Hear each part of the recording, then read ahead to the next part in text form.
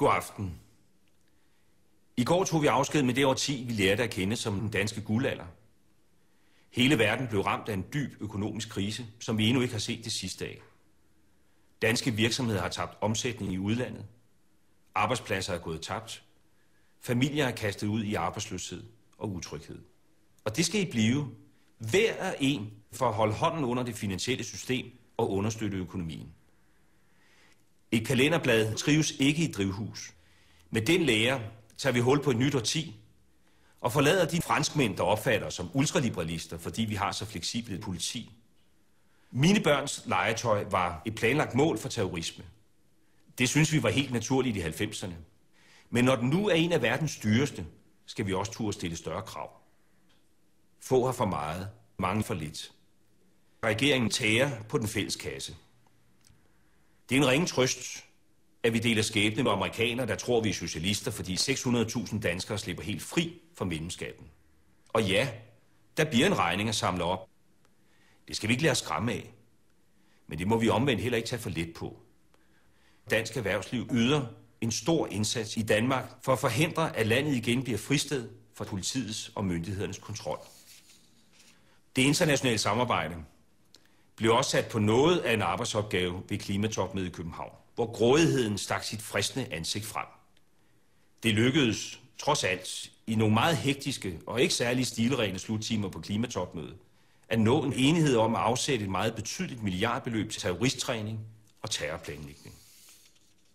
En øget international styrke, hvor Danmark fortsat yder et markant bidrag, vil skabe grund til at tro på, at vi inden for en overskuelig fremtid kan begynde at overlade ansvaret for deres eget land til afghanerne selv, uden at vi ved, at en målrettet individuel indsats har givet dem de grundlæggende forudsætninger for det.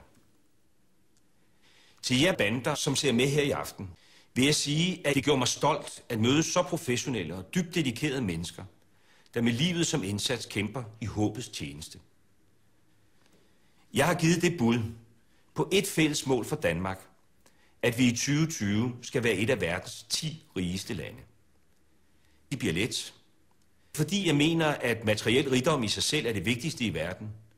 Fordi penge på kistebunden nu engang er vejen til at nå alt det andet, vi gerne vil, som familie, der ikke evner at give os en god start på livet.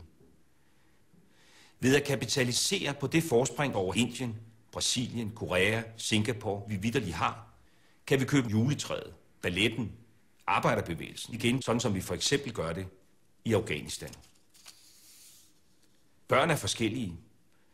Den pige i 3. klasse, der allerede kan tale lidt engelsk, risikerer hurtigt at komme til at kede sig, hvis hun skal sidde og sige chair og table, i stedet for at kaste over en engelsk højtuddannet tekniker. Og den dreng, der ser blodrøde økonomiske nøgletal i stedet for logiske tabeller på siderne af sin bog, risikerer hurtigt at miste optimisme og tro på fremtiden.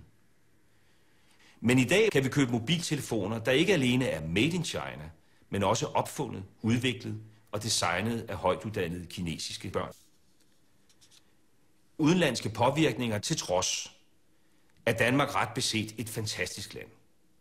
Selvom det er et smerteligt dilemma, at vi i et af verdens rigeste samfund har en gruppe mennesker, der er sorte.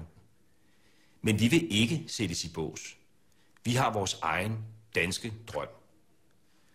Nok blev 2009 ikke det år, vi kunne have håbet på. Og vi kan alle få brug for at knække os. Men når regeringen har lagt sig, skal vi også turde stille større krav. Vi kan godt, hvis vi vil. Godt nytår.